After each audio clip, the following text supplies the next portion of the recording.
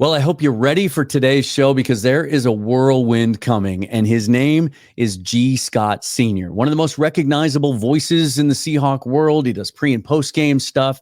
You've heard him on the radio and podcasts throughout the years. You may not know his entire story and how he went from washing cars to being one of those voices of the Seahawks. He's going to tell that story today, how it ties into a new venture that he's launching in a week. And then we're going to get his thoughts about this current Seahawk team. And if you're on the fence, maybe you're a little unsure about new coaching staff, new players, you're going to walk away from this show more optimistic and fired up about this team. I guarantee it. G. Scott joins me next on Seahawks Forever. Welcome to the Seahawks Forever podcast. In-depth analysis on everything Seahawks. And now, here's your host, Dan Viens. Before we get to G, all the ways you can support the show will be down below in the description. But you can start by subscribing on the YouTube channel as we get closer to the season. Content really ramping up. I have some really, really cool guests lined up you're going to want to see. So make sure and hit that bell for notification of future episodes as well. Also, I'm on all the audio platforms. Be sure to subscribe there. And if you really like what I do, you can leave a rating or a review, buy me a coffee, hit the super thanks. Again, all that stuff is down below in the description. Seahawks practiced with pads on for the first time today, at least shoulder pads. It's still, man, I'm telling you, I'm old school. It's still weird to see them out there with no knee pads. Shoot, forget about the knee pads. No hip pads, tailbone pads, all that stuff that we used to wear back in the day. So we're starting to get some reports of what they look like on the field today now that linemen can hit each other. Greg Bell reporting today that some of the young offensive linemen looked really good in the one-on-one pass drills. Mike Jarrell, the 6th-round pick, Christian Haynes, the 3rd-round pick, as well as I think he name-dropped Anthony Bradford also and Olu Oluwatimi as a couple of guys that looked good in those one-on-one drills. We'll start to get a little bit more feel for what the guys in the trenches are doing when they start to put on the pads. And then, of course, this Saturday, the mock game at Lumen Field. 1 o'clock Saturday. That'll be the closest thing we see to full contact outside of the preseason games. I will be there. Let me know. DM me. Don't be afraid to do that, or just tag me on Twitter and let me know if you're going to be at the game, and maybe we can get together and say hi. I'm also going to be looking to get some reaction after the mock game. Record some reaction from some of you that I can use on my reaction show later that day. As I said in the intro, G. Scott of KIRO Radio, and you hear him before Seahawk games as well, before and after. If you haven't heard his voice, you probably are a very casual, cursory Seahawk fan, and you just haven't been that in touch with what's been going on. But if some of you haven't heard his story before, that makes me happy because you get to hear it here for the first time. His enthusiasm, his passion for the Seahawks and what he's doing and how he's built his career is infectious. I think you're going to feel that today. Let's get into it. This was my conversation just moments ago with G. Scott Sr.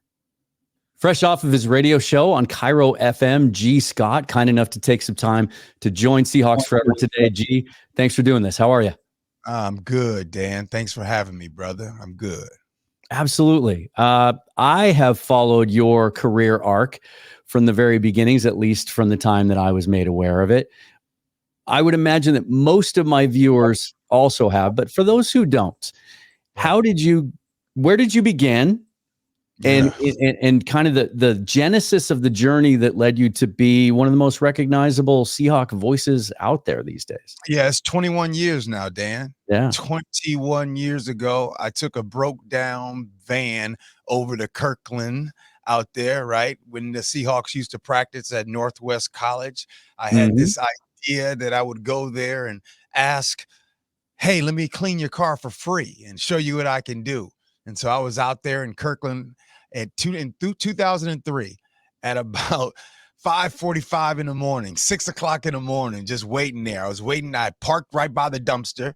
And you know the old saying, it's better to ask for forgiveness than permission. So I felt being at the back door was better than going in the front door. So I waited in the back, and the players and everything would come in the back. Well, just so happened, not one of them players were stopping for this black man in Kirkland at 6-something in the morning. Nobody was stopping. But a gentleman by the name of Eric Kennedy, who is still there today. He is the equipment manager. Eric Kennedy stopped, and I told him, gave him my pitch, and my pitch was simple. Let me clean your car for free, and let me show you what I can do.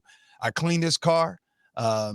After I was done with his car, he came back with Coach Holmgren's car. You guys know who that is. I cleaned his Mercedes, and they said, hey, can you come back tomorrow? Maybe some of the guys might stop for you. I came back the next day. The next person that stopped for me was Norman Hand. He was a defensive tackle. May he rest in peace. He passed away in 2010. Big Norman Hand. Anyways, I cleaned his vehicle, and I did so well, right? Because he had a whole bunch of clothes everywhere. So I took the clothes and I folded the clothes in the back seat, and I made sure everything was nice and neat. He says, hey, man, I want you to clean my wife's vehicle. I want you to clean my cars every week. So I cleaned his vehicles. The next after that was Matt Hasselbeck. And, man, here we are 21 years later, man. I accidentally fell into this whole thing. So it's been a great thing, Dan. At what point did you realize something greater was happening that was going to, you might not have been able to visualize exactly what it would manifest itself as, that you would end up doing the podcast, the barbershop, that would lead to radio opportunities. But at what point after that first day that you described in 2003, did you start to think that this could lead to something more? I think it's Daniel's son in The Karate Kid, right? Here he is waxing all of these vehicles. Here he is, wax on, wax off, paint the fence, all of these different things that Daniel's son was doing. And then towards the end, Mr. Miyagi's like, oh, you have something that you had no idea of. Well, Brother Dan, it was the same thing for me. I just was cleaning cars. I just was washing the next car. I wanted to make the next car look good. 2003, 4, 5, 6, 7, 8, 9. New coach, Jim Moore, right? Boom. 1 year that lasts. 2010, Pete Carroll shows up. One time I was taking a break and had an opportunity to play pig with Pete Carroll. I'm shooting basketball. 11, 12, 13, right? I'm still cleaning cars. There was no idea of my life. I just was a car detailer. And then on the side, sometimes I would be the personal driver for some of these players. I had the opportunity to do that for Edgerrin James when he was here for that short amount of time. So what I'm trying to say to you and everyone else, I never had the thought to talk about this team in this way. I never had the thought of doing radio. I never thought I would be an auctioneer. I never thought that I would be a motivational speaker. But if you go in totality and you see everything that I've seen firsthand, and it's a view that not many people get to do. So I can tell you, and all of you, I was there when Pete first showed up. I was there when Sherm and Earl Thomas and Russell Okung and Richard Sherman and all of these players, I was there. When I say there, I'm not talking about there like I was there 4 or 5 days a week, Dan, like all the time. And so subconsciously, right? It's not like I'm writing notes. I am around and seeing what greatness really looks like, what you have to do to put the work in. This is why it's no coincidence that my son plays for The Ohio State. Now, where did that come from? Is he a good athlete? Yeah, sure. There's a lot of good athletes that don't get to the point where they get there.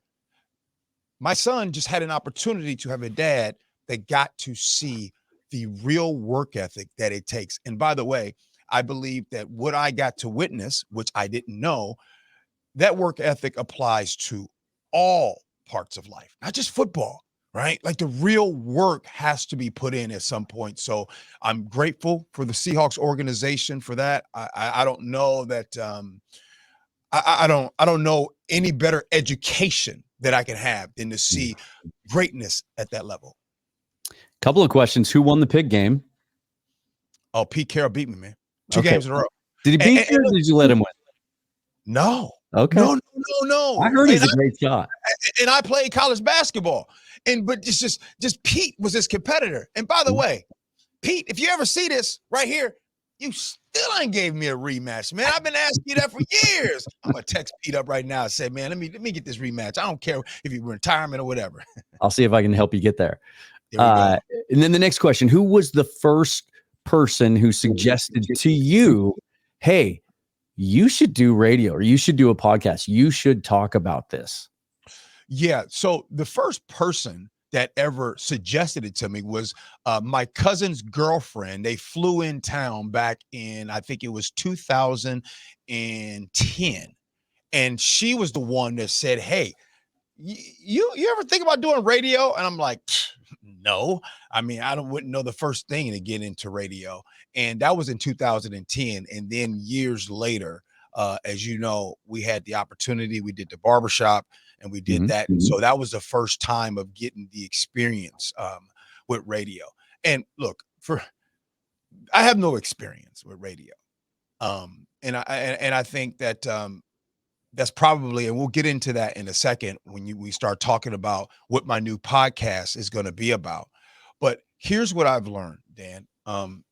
There's a lot of us and there's a lot of people who you might not have the experience or you might not have gone to school for it, but there is a lot to just believing in yourself and just doing it. And as many people will tell you, like, for an example, I think, Dan, you have a little experience in this world, but you doing a podcast or anybody else doing a podcast, look, if you're passionate about something and you want to talk about something, you can do it.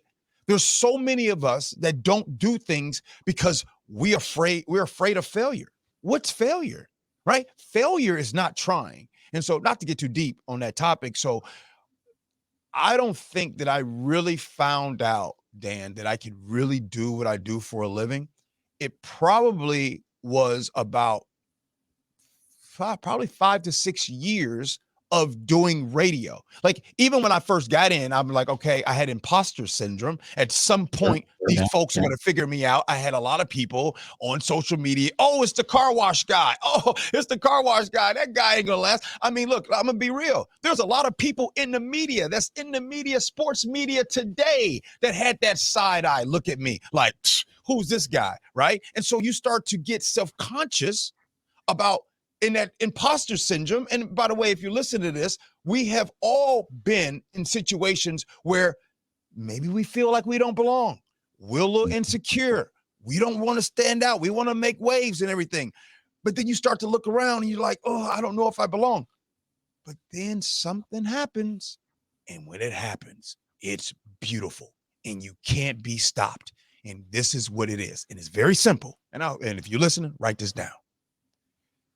When you get to the point, when you believe in yourself more than other people do, that's when you win. You got to believe in yourself, right? And so that same insecurity that I used to have around other sports media people back then, oh, I get it now. I really do get it now. The truth is, and this might sound like arrogance, but this is the truth, and I hope everybody can take this. There's only one of you, baby. You're the only you.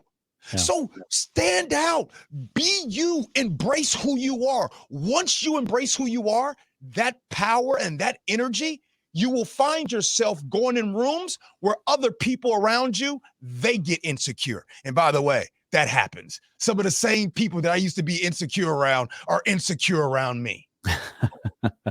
Full circle, right there. Full circle. Absolutely. Hey, the other thing that I love about your story and your message is that it also speaks to, I think many of us would agree that some of the younger generations are looking for a quick fix and they're looking for something to happen overnight. And that your story is illustrative of, it doesn't always happen that way. That you have to keep grinding at it. And I think the medium you chose is a perfect example of that, because I know when I first started podcasting 6 years ago, I didn't know if anyone would listen to it. And I didn't care, honestly. I did it for me because I had stuff I wanted to talk about and get out. The fact that 6 years later it continues to grow and it's been something that I can spend more of my time doing is just a sort of benefit of that. So I love that part of your story. And it has led us to where we're about to go a week from today, actually. Your new podcast, you mentioned it. It's called The Reset. And the way you describe this podcast, you're going to talk about the Seahawks, what you're seeing on the field, what you think of the team. but you're also going to share some of these stories that you've compiled over the last 21 years. What was the genesis of this idea? So first, the name, the reset, right? I think that it's fair to say that in our country, we need a little bit of a reset. I think the Seahawks organization, after 14 years of Pete Carroll, is at a reset. Mm-hmm. I think sometimes as a parent, if you're listening right now, sometimes you need a reset. I think sometimes in relationships with your significant other, you might need a reset, a new reset in your job career. The reset can be applicable for all arenas and areas. And I just think there's nothing better than that reset, because sometimes I remember in school one time, Dan, and I'll never forget this. And going into the sixth grade, and by the way, I did end up getting kicked out of school in sixth grade, but that's another story. But going into the sixth grade, I remember the teacher when I first, and I remember like it was yesterday. And my first day, she says, "Oh, I heard about you. I'm not going to tolerate any of that mess that I've heard about you." Right. And so she was right. I ended up being the bad kid that she said that I was, no doubt. Right. But then when I got kicked out of school and I went to military school, and for those who don't know, I went to military school from sixth grade through senior year back in Howe, Indiana. The school was called Howe Military. Well, when I went to Howe Military School, it was a reset. A lot of these people didn't know of my past, right? And I was like, for some reason, Dan, I was re-energized, remotivated to make anew, to reset. And so I ended up doing very well in military school. And so that brings me current day to anyone that listens to the podcast or listens to Dan on Seahawks Forever. Hey, man, sometimes your yesterday is not predicated on your tomorrow. We all have had times where, you know what, I'm going to start anew. I'm going to reset. It's Monday. I'm going to start a new diet. It's a new relationship. It's a new job. It's a new thing. So this podcast is the culture and influence and the power and the synergy that is centered around there. Sure. Are we going to talk about Seahawks? No doubt about it. But you want to know what a goal I have, man? What if I and my team that's involved with the reset, what if we find that one person? What if we find that car wash guy that turns into a guy with a radio career? What if we find that one person who's so passionate about Seahawks fans? Well, how come I can't put them on my show and give them an opportunity to talk about how passionate they are? So the reset is going to be so many things, man. And so that's why I'm super excited about coming on your show. You're giving me a platform to talk about it. I love what you've been doing. And maybe I'll ask people to buy me a cup of coffee. You know what I mean? I think you're going to get all the coffee you can handle, my friend. I love that message. It reminds me of something that one of my favorite bosses I ever had told me, and it stuck with me. And I think it changed me. Is he said, it's never too late to start your day over. You know, I think that's such a trap that we can fall into, right? If things don't go well when we first wake up, or we get some bad news, or a couple of plans fall through, you just think, well, this day is shot. You know, we'll try again tomorrow. But love that idea, and it feels like the kind of sort of the type of philosophy you've applied to your entire life. No doubt. Yeah, no doubt. A lot of stories in between for sure. And I can't wait to hear them. And that starts a week from today, August 5th. I assume it'll be on all the podcast platforms, wherever people like to get their podcasts. That's right. The Reset, G. Scott on YouTube. There we go. You want to talk some Seahawks? Let's do it. Let's do it. All right. Here's what you posted a piece on mynorthwest.com yesterday with some observations from camp, and they were all very, very positive. A couple of them really caught my attention, but the first one should come as no surprise because everyone has been talking about it. If I could choose one storyline that seems to be sort of the theme of this training camp so far, it's how good Gino Smith has looked and how much distance he's put between himself and the other quarterbacks on the roster. But even setting that aside, just how good he has looked in a new offense with a new coordinator, a new play caller, and everything else. Your observations of what you've seen from our quarterback. The best quarterback that I've seen early on the first few days of training camp in 21 years. Wow. Now, let me be fair. there was one training camps out there in Cheney. I wasn't there for those. Okay. So let me be fair about that. But I basically when they started camp here, they started to come local, got away from Cheney. I think it was 07 or 08 or something like that. I have never seen the quarterback and the offense flow this well early on the entire time. Now, this is no knock on anybody. I'm just telling you what I am seeing present day. Now, the whole Gino thing and why this is, and I guess we'll get to the bottom. We could talk about Grubbs and we could talk about the receivers, and there's all types of things. But let's specifically talk about Gino. And I think there was a part of me, maybe you and everyone else, you wonder, like, okay, we saw what Gino was like year one, right, of his, as the starter. And then we saw year two, and we were like, what's it going to be? So whatever your opinion was, some of you guys said Gino's going to be great. Some of you guys are like, well, we'll wait and see. Right. What I'm saying is this. I think going into this season, Sam Howell, the same guy that KJ Wright and I would watch film on when he was with the Washington football team before they played the Seahawks, this Sam Howell dude is good. He is a really good quarterback, right? And so you come into the season, and I'm saying to myself, this could possibly be a little quarterback battle, right? Two players, Gino's coming back. He's seeing Ryan Grubb's offense, and so Sam, they're seeing it kind of for the same time. So it's not like one has the edge over the other. Man, Dan, I'm telling you right now, this Gino is, I'm talking about just dropping, like literally like he's dropping the ball in the bucket for these receivers' hands. I mean, it is unbelievable. And I'm doing like this on the sidelines, and I'm not saying that I don't think Gino is going to be good. Did I think he would be like this? No, not at all. No. And then Sam Howell, by the way, Sam Howell looked a lot better on Saturday than he did previously. It just seems like Sam Howell, maybe he's going to get comfortable a little bit. He just seems as if he's uncomfortable. A lot of throws just kind of going wide and things like that. I just didn't think that would be. So it's a complimentary thing where I would say Gino's really good and Sam Howell is just not playing up to expectation.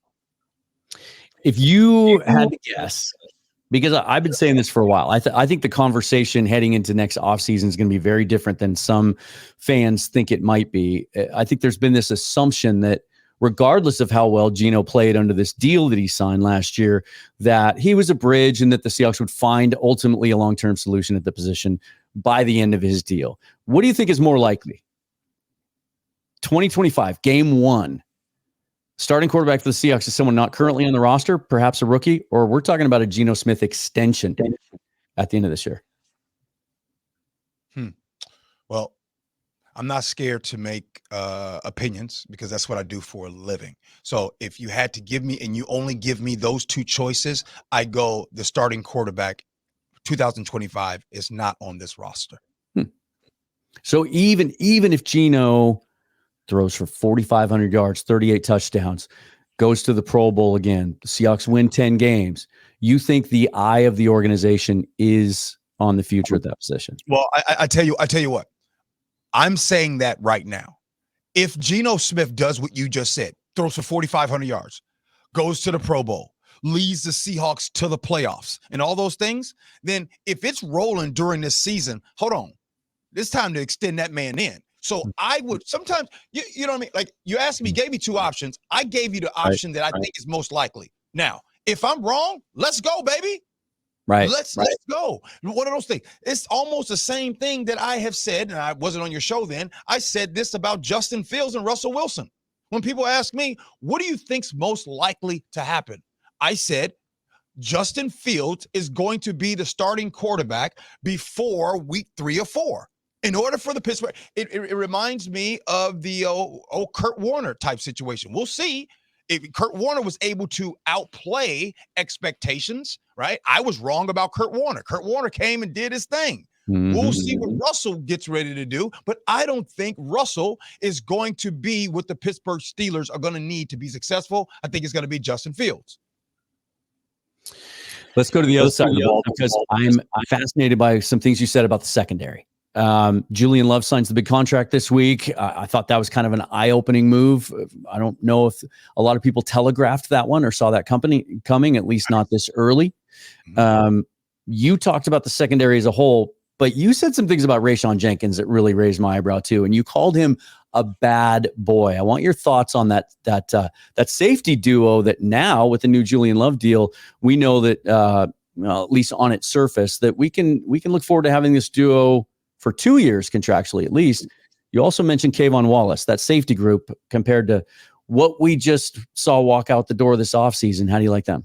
Let me give you a cheat sheet. Brandon Mebane.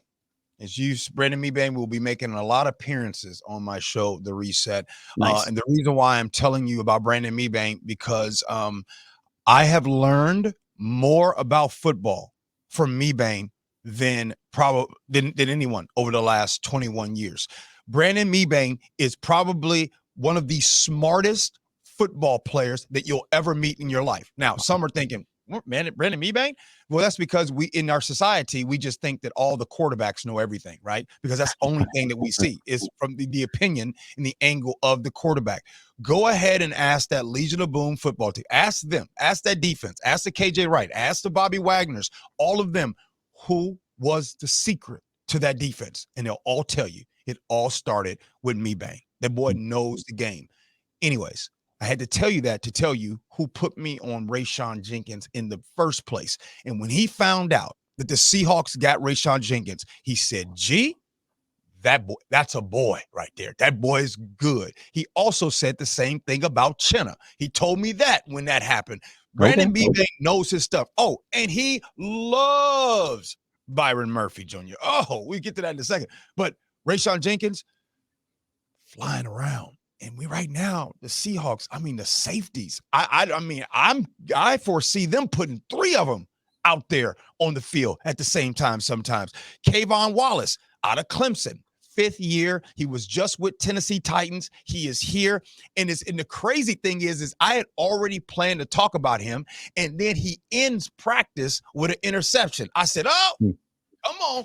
So I really jumped on that. And by the way, Dan, I try to talk about players, right?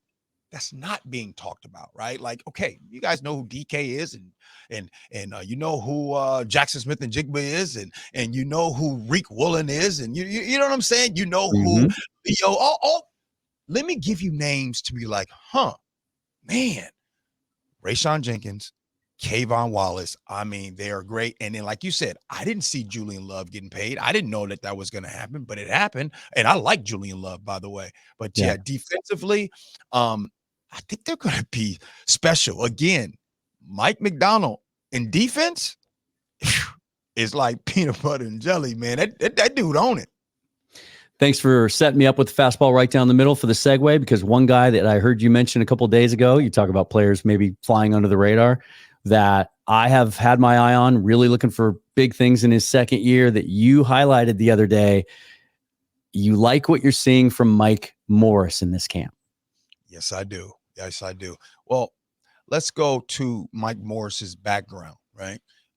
He played at the University of Michigan. Now, as you all know, my son's a Buckeye. I don't even like to say that word. I like to say the team up north. But for these purposes, for your show, Dan, we'll say Michigan. But there's one thing that I will say that Michigan has done well. They have beat up the Buckeyes in the trenches, right? And D lineman, Aiden Hutchinson with Detroit. You see how well he's doing. Mike Morris in 2021. By the way, in 2021, the defensive coordinator for Michigan at that time was Mike Macdonald. The best games that Mike Morris has ever played was that game when the Buckeyes went to the Big House in 2021 and lost. This Mike Morris is a special player. Drafted out of the 5th round last season, was hurt early on, right? And so he had an opportunity. Great kid, great demeanor. Comes from the D-line pedigree at the University of Michigan. And by the way, I do think it's outstanding getting some of those dudes from the D-line. I think coming into this year, he is a name that under the radar, not many people is talking about, but man, is he a good player. And by the way, also, I want to talk. This part's important, and because this makes sense. Good people with good character, how they treat others, they last longer in the NFL. I can confidently tell you guys this. I'm telling you, people that are coachable. And so for you young kids that are listening right now and you have talent, great. Be the best that you can be, but just make sure you're coachable. Mike Morris is that, and that's why I'm throwing his name out there as a player that you all need to pay attention to. And he's just built different than all the other guys they have in that position group. He's just longer, and there's some uniqueness to his game. And I was reading yesterday that when the Seahawks go big, he's in that first group, lining up next to Jonathan Hankins. With then you'd have Reed and Williams on the field at the same time, playing the big ends. Really hope he stays healthy, because excited to see what he can do. Another guy that's built differently. You touched on him earlier and said we'll get to that. I want to get your firsthand account on what you've seen from Byron Murphy. He just, today's first day in shoulder pads, so we haven't really gotten a chance to see him hit anybody. I was going to do hit in quotation marks, but I know, just watching things from practice, OTAs, mini camps, tape that comes out, blocking sled drills usually don't mean anything. I don't think I've ever been as impressed by how somebody pops a blocking sled and then the lateral quickness to shed it, as I've seen from Byron Murphy. Your firsthand account about what you see from that young man. I was privileged. Well, first of all, I want to start with Mebane. I got to give Mebane love. Mebane called it before the draft and said whatever team gets Byron Murphy is going to be lucky, right? So the fact that the Seahawks got him in the first place, that's crazy, right? Like, how Byron Murphy was still there is unbelievable. That's number one. Yep. Number two, again, I always like to defer. I like to give people credit. I don't want people to think that I know all those things.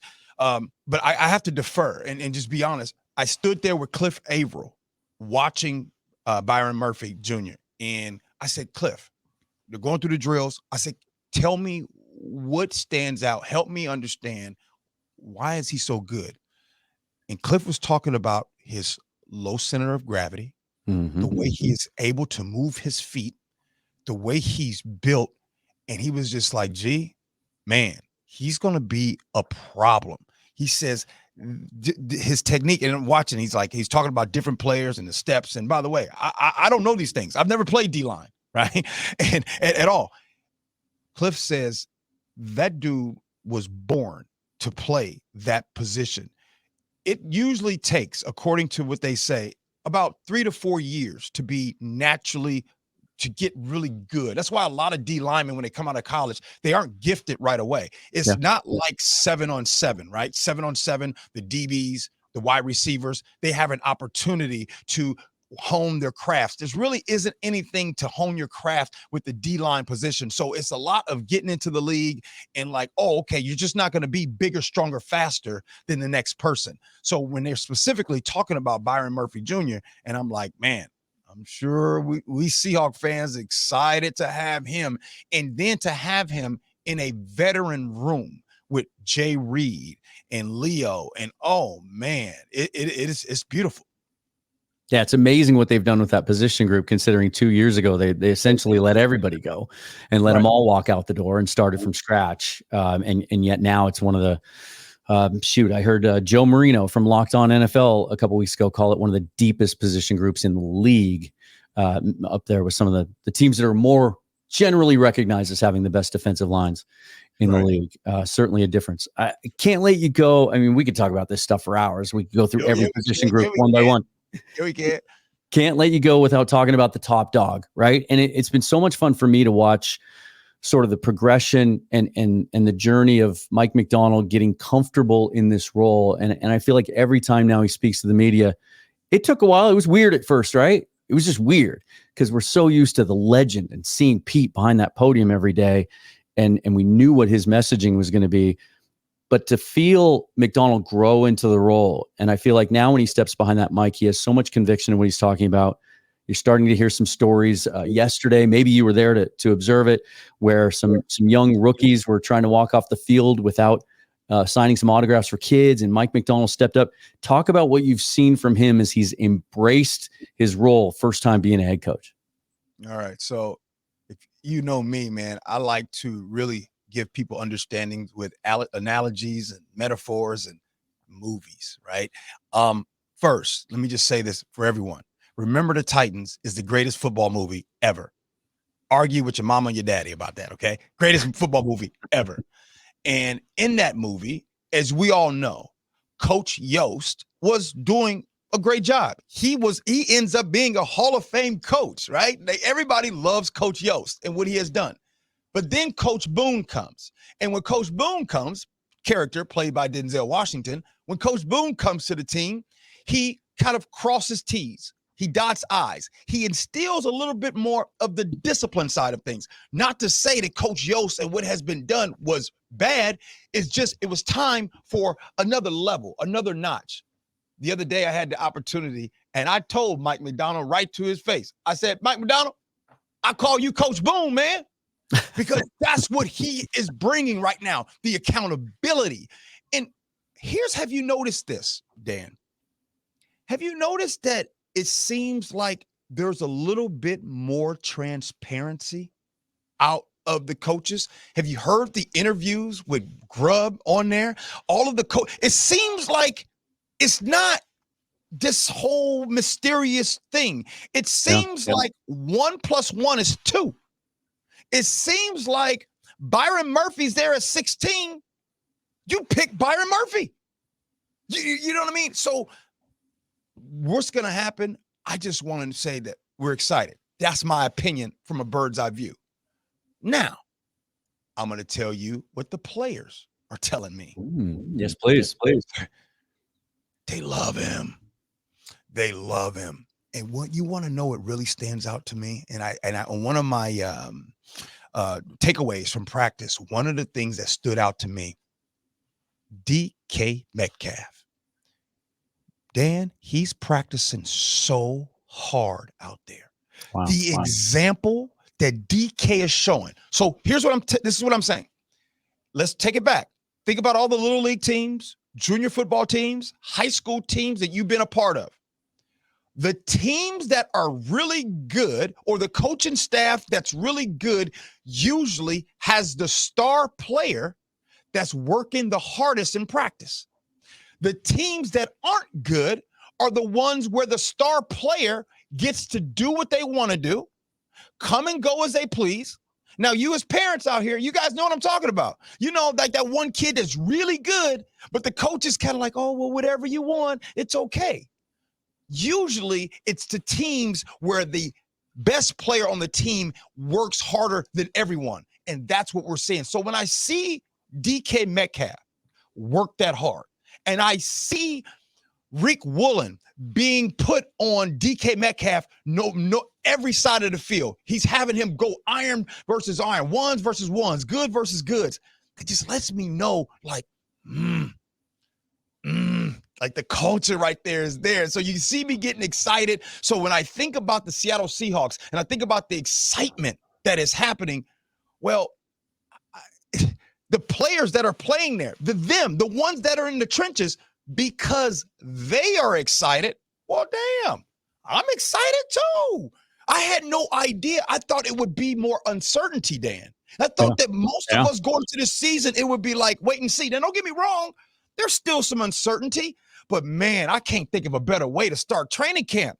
You mean to tell me Mike Macdonald's got them boys out there practicing? You mean Gino Smith is doing all these great things? Is this how we going to start training camp? Because I didn't know this start was going to feel like this. It's like the start of a new relationship. Baby, I love you already after 4 days. It's not the case in every training camp, right? There's some teams with some issues right now, and there's some fan bases that are a little nervous because of how some things are starting off for their teams. I'll tell you what, anyone who watches my show knows that I'm more optimistic than some about the team. I've said on the record, it feels like a team that could win 11 games if things break right. I'm ready to run through a wall now after listening to you today. I'm ready to go. I'm ready to go. Man, I appreciate your time. Again, tell the folks 1 week from today, your first episode of the Reset with G. Scott. Who you got lined up for that first episode? What can fans? I can't spell that. I can't spill that. I will, but it's going to be, All we're going right. to be promoting there pretty soon. It's All right. the Reset on YouTube. It's the Reset G Scott on YouTube. We're on all the social media. It's the Reset with G Scott. We're all on the socials. It will debut on all of your platforms, Spotify, Apple, all that stuff, YouTube for the video. It's going to be a good time, man. It really is. So I'm looking forward to it. And by the way, Dan, I'm grateful really to be on your show. Thank you for this opportunity, man. It means the world. And for all of your listeners and viewers that watch your show, I want to tell you, I can tell the way you go about things. You're very professional. Love the way you go about it. Your questions, your setup, your understanding of background before you bring me on. Like this nerdy stuff right here for everybody. But I'm just letting everybody know that listens to your show that Dan is doing it the right way. Sounds like I just got a new promo that I'll cut after this. I appreciate it, man. Thank you so much for the kind words and the time, because I know you're a busy man, and we look forward to the new podcast, man. Thanks for coming on. All right. Appreciate you, Dan. All right. Going to take you out again with my buddy Stephen Douglas of Stephen Douglas and Company. That's him on the harmonica. Been playing his music pretty exclusively here for the last couple of weeks. He's got a new EP coming out on Spotify. Make sure and check it out. How was that, you guys? Can't wait to see the comments, how you guys feel about G's reactions to what he's seeing on the Seahawk field. What's got you the most excited about this team right now? And in particular, let's kind of take a theme that he had and run with it. Who are some guys that maybe aren't getting a lot of attention, that are kind of flying under the radar, that you're most excited about, that you're curious about their performance? Maybe you haven't read anything really about them and you want to know how they're doing. I can reach out to some of my media contacts, try to get some of those answers for you. As I mentioned in the intro, I'm really excited about some of the guests coming up. I think G raised the bar. They're going to have to rise to that, but they're certainly capable of doing that. So be sure to subscribe, hit that bell for notification of any future episodes. And again, if you want to support the show, all of those ways of doing that are down below in the description. Thank you so much for watching. I'm Dan. Follow me on Twitter at Seahawks Forever. Forever and always, go Hawks. See you next time.